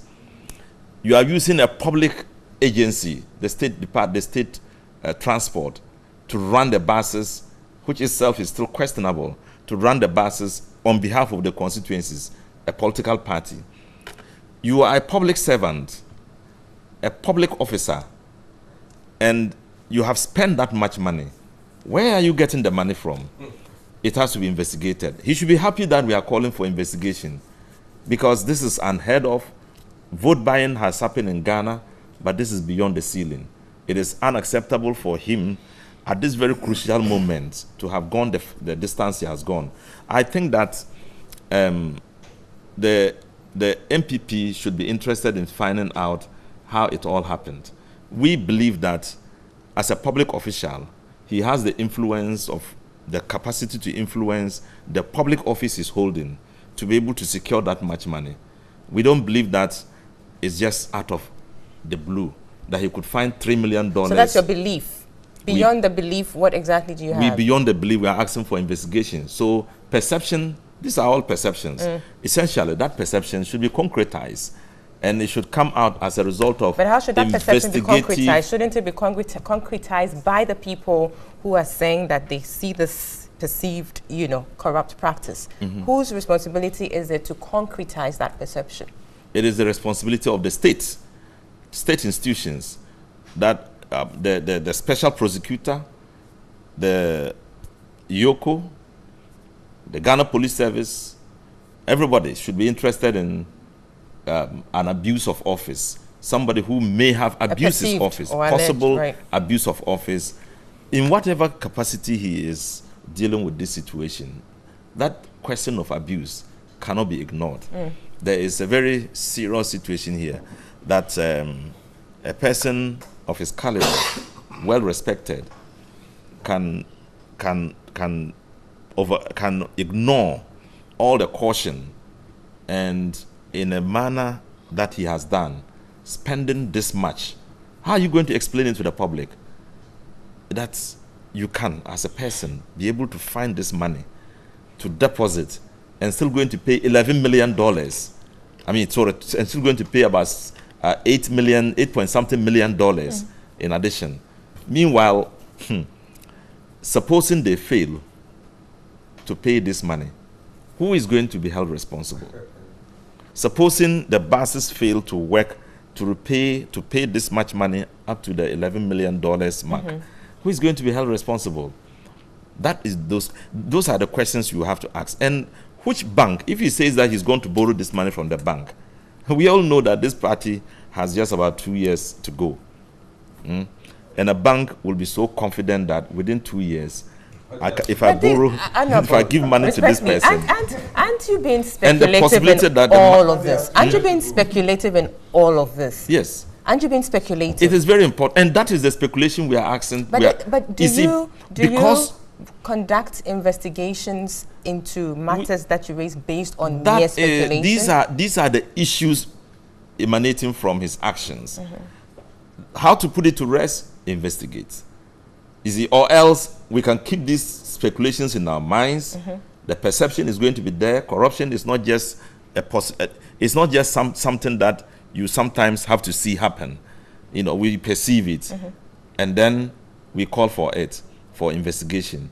Sometimes you never get the investigation properly done. Unless you that's why you have people like Anas doing what they do to get such firm, cogent evidence. Let me give you 2 examples. When there was so much talk about corruption in President Kwadwo's government, people were calling for investigation. He set out an investigation machinery in his government, inside the office of the president. We don't know what happened to it. But eventually he said that he would not investigate his members of his government and bring down his government. President Mahama thought that it was necessary. It was necessary for him to set up that investigation machinery and actually investigated his own people. He did that. And that's how come Abuka Pele and some people are in jail. He did that. His government fell. Now, Ghanaians should begin to understand how it is. We are calling for this investigation so that we can bring this matter to a rest. We want a continuum, a situation where people can be satisfied that investigation by a certain government can happen and that they can punish people who even have something to do with their government. It should be something that has come to stay. Even if it will bring down a government, it should happen. So that the impunity with which people corrupt the system must be stopped. The purse of the people, and I admire President Akufo-Addo when he was campaigning, when he said he was going to protect the public purse. Unfortunately, it's not being protected. You have 110 ministers here and there, 1,000 and over people, presidential staffers, all drawing from the public purse, vehicles here and there, people, perception of corruption everywhere. It's not protected of the public purse. So when these issues arise, it is important for him to come clear, investigate the matter, bring it to rest, so we can trust that this is a government that is protecting the public purse. I totally understand where you're coming from in the sense that you're looking at solving the bigger issue of, corruption and all. But you do know that you just don't do things on the fly, as in you hear things and then quickly let's set up something or a committee to look into it. And here I would want to quote Mr. Martin Amidu, who made some statement recently when the board, of course we'll be looking at that, but I think it's relevant for this particular discussion here. Now he's saying that, quoting that you cannot stretch yourself, too thin to look at everything. So you have people saying this person has done this, investigate it. And he's saying that his office cannot, investigate hearsay. Isn't that a similar situation we have to find ourselves in? Hearsay, verbal reportage. But if you have a big political party like NDC, second largest in Ghana, requesting an investigation of an issue so glaring as spending $3 million and with the expectation of spending $11 million on a state institution, on buses to be given to a state institution to feed a private agency, is serious. It has to be investigated. But hearsay is hearsay. It doesn't matter who it's coming from. With a minority in parliament, standing on the floor of parliament, requesting for an investigation, doing a press conference, calling, it's not a hearsay thing. Hearsay things don't have figures to deal with. They don't have concrete. You just say, oh, I hear that the president has gone to buy an aeroplane. You haven't seen the aeroplane. There's no evidence for it. That one is hearsay. But if you know, and we have all seen buses being delivered, you can see them. 3 million, the man say, yes, I have gone to borrow 3 million. Which bank borrowed you the money? How is it that, how can we know that? How will we come to the conclusion? Those things cannot be hearsay. Very well. Yes. Let's pause there. We'll take a break. When we come back, we will go to the other panelists for their perspectives as well. We'll see you shortly.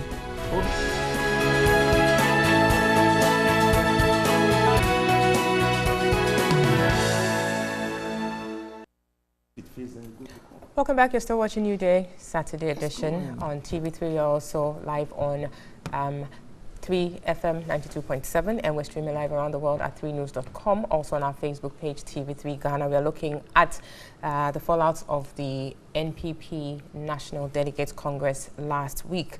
We are looking specifically at the issue about the 275 buses, which situation has led to a number of reactions from all sorts of quarters. Dr. Pilpo made his submissions. I'll move on to have the submissions of Honorable Obi Amwa on this. Honorable. Thank you, Doctor. I'll start by saying and informing Dr. Pilpo that MPP is here to stay for a very long time. Whether we are in power or in opposition, it's a strong party which will survive the times. So if you're saying that a party which has 1.5 years to live, I really don't understand it. Maybe wanted to say in government, but that's neither here nor there. And also to say that the Congress went very well. Beyond expectation.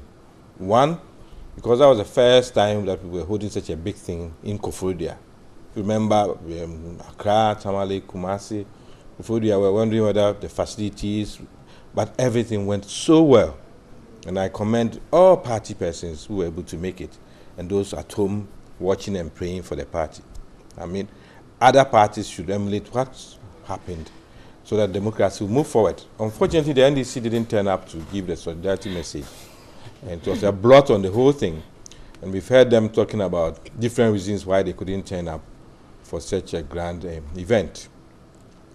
Now, if you put the Congress in various categories, we had the pre-conference activities, the conference itself, and the post-conference issues. Of course, if you listen, the last days of the campaign, the days appeared to have been dominated by minivans which had been imported and had been shown at the port that indeed the minivans had arrived, arising from what the acting chairman had gone round promising the constituencies that we want to revive and resuscitate these constituencies, and probably you may have to go into certain private business ventures to fund your activities. And my idea is for you to have a transport system, so putting in place facilities that will let you have vans to run, even though some may want to call it buses, before seeing the sizes of what have come in. And he went on and on. Somewhere along the line, his opponent said they were mere empty promises, that they've heard some of these things before. And to prove that, indeed, his promises were really serious, after they had gone around the whole world, very close to the elections, we saw them showcasing some of these vans. Indeed, they told us that about 100 had arrived, and then we were expecting more so that every constituency could be assigned one minivan. Now, we went through Congress. Immediately after, the NDC issued a statement. It did a statement signed by the ranking member on Mines and Energy, saying that there should be a forensic audit on GMPC, because Freddie Blay is a board chair, and then they had used GMPC money to purchase these vans. That was scandalous. Because in the first place, the budget of GMPC and the work plan of GMPC had been submitted to Parliament. We had scrutinized it, approved it, and nowhere was there an item for the purchase of vans. Nowhere. That's number one.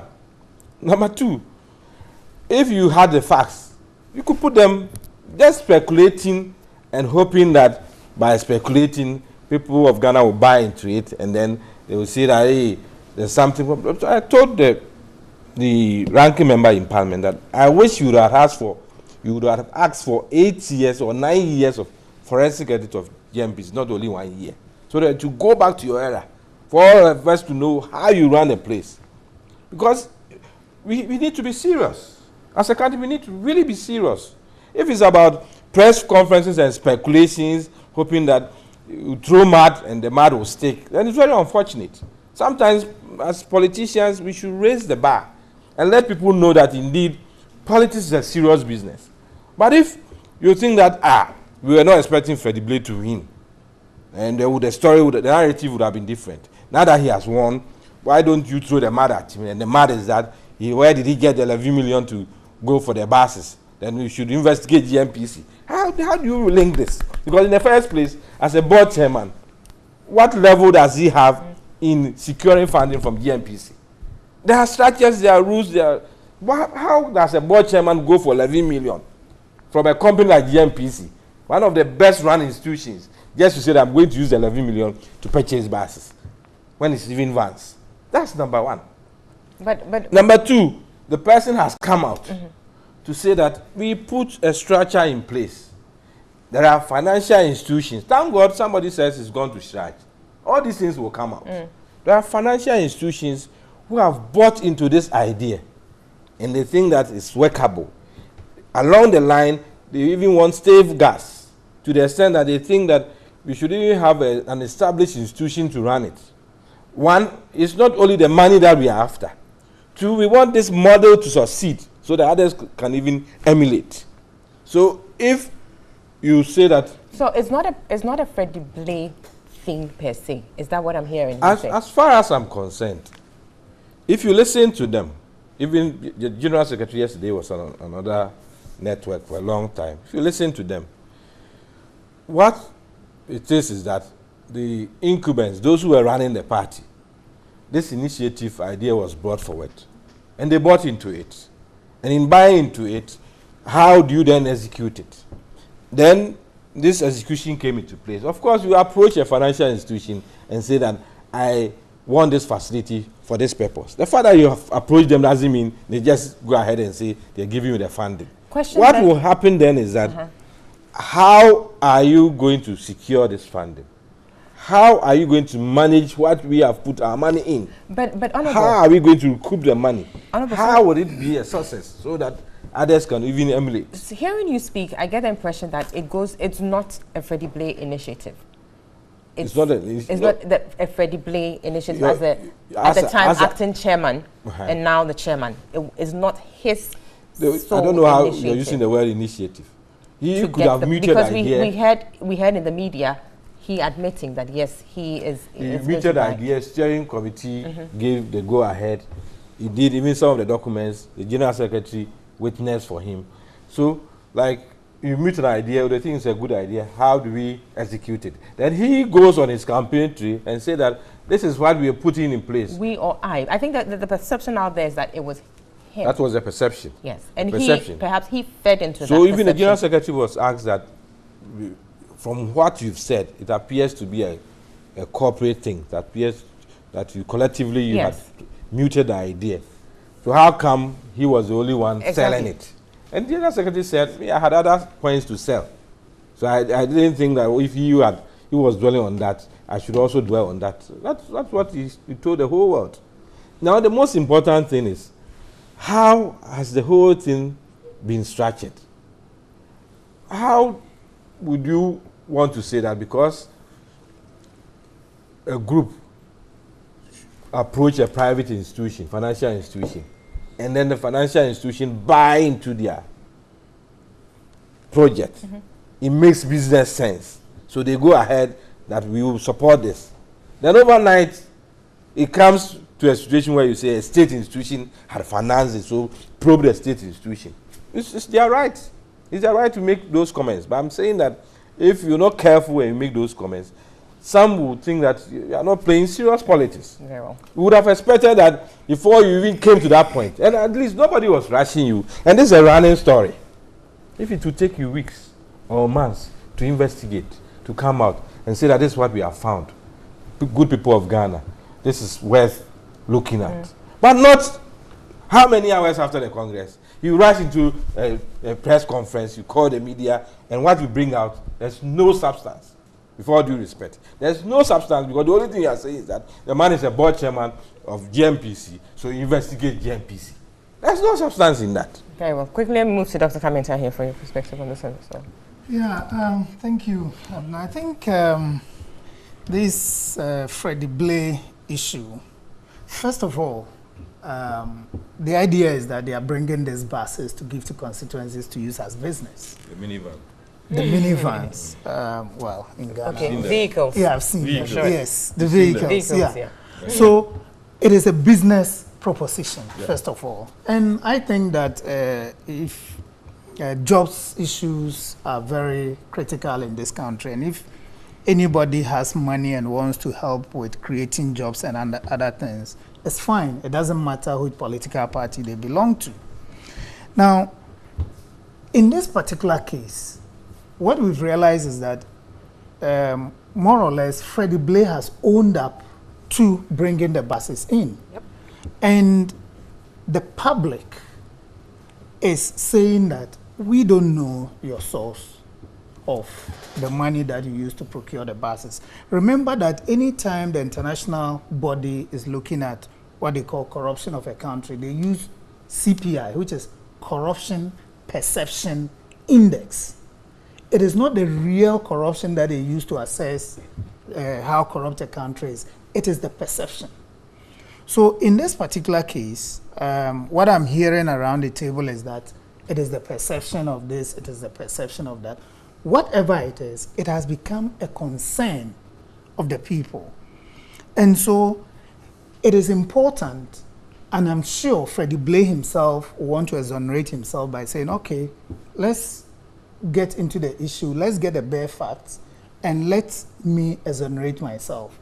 And but here's the case that the people alleging this act of corruption against him haven't brought anything cogent. It's just the speculation out there. And that's the question. Is it appropriate that you just make statements out there and expect it to be taken seriously in the absence of something substantial to prove? In any situation, in any country, in all systems, if suddenly any individual, you are in a particular situation and they see that suddenly you are living some kind of lifestyle, you have gotten some money that nobody knows about at all, it becomes an issue. In certain jurisdictions, what they will do is they will even investigate you for money laundering. So on a basis of a reasonable suspicion. On the basis of a reasonable suspicion. Yes. So and have here, we established that? And here, what we are saying is, what I heard Honorable be talking about was the issue of it is a business proposition. the public doesn't know the facts yet. So we want to know whether through investigation, whether through the party itself coming up with all the facts, all the documents, and saying, here is the real issue. We want to know. And I want to even take this forward to say that let's not even restrict it to Freddie Blay alone. Let's look at all Ghanaians. If there is any individual from whichever party, if there is suspicion that there is a sudden flow of resources that we don't know about, at the moment, if suddenly some monies hit my account and it goes beyond a certain limit, it will trigger an investigation. Is it money laundering?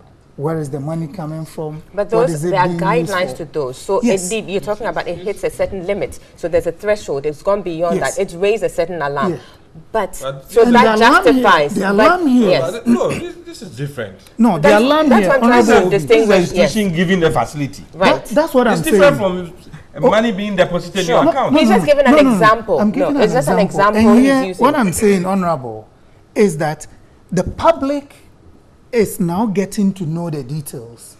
When the story broke out, before the public gets to know, people have decided to poison the atmosphere. I think that's the issue where we are saying why there may be a serious point, but why don't you present something which is cogent and people can buy into, as opposed to putting it out there in a way that seems awfully speculative and it's not getting the necessary attention to trigger a certain level of action which would yield results. I think that's the concern. It's not to say that we don't agree that investigating alleged acts of corruption is good, but it's just saying that present a certain level of, present a certain case that would merit the needed attention you want. As it is now, it's just the speculation.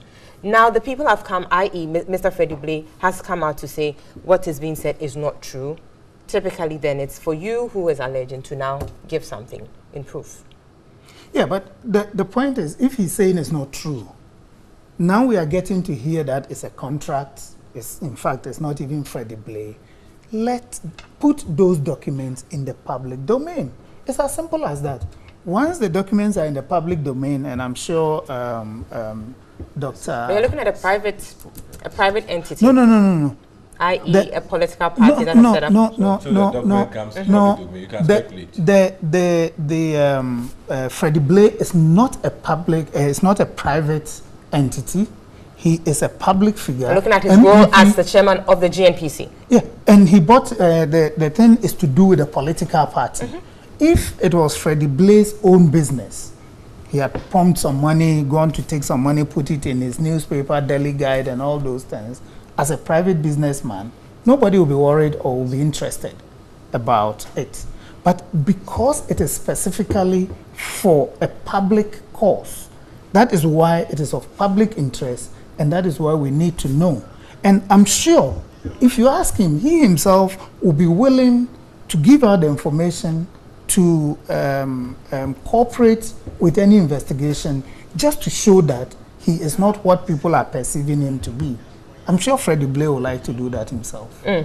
And you think that would set the record straight? Exactly. But it's let me come to Dr. Jinapor here. You hear in the media Mr. Freddie Blay making certain admissions and hearing this side of the story. What do you make of it? Now let me look at this issue within 4 segments. The first segment has to do with the NPP Congress. I don't know whether it's Congress or conference, because here it's a conference. Because both words are used interchangeably. I think it was a very successful conference, and they need to be applauded for that. That said, regarding the candidates who went into the conference, I was quite surprised that it was quite competitive, especially when it comes to the national chairmanship. And that is what is igniting all this discussion. And I say surprised because if you look at the performance of the acting leadership in 2016, I thought the conference should have been a razzmatazz. You just go just go and confirm and have pageantry and stuff like that. But those who went there, it was hotly contested. And hotly contested because of the antecedents of the conference.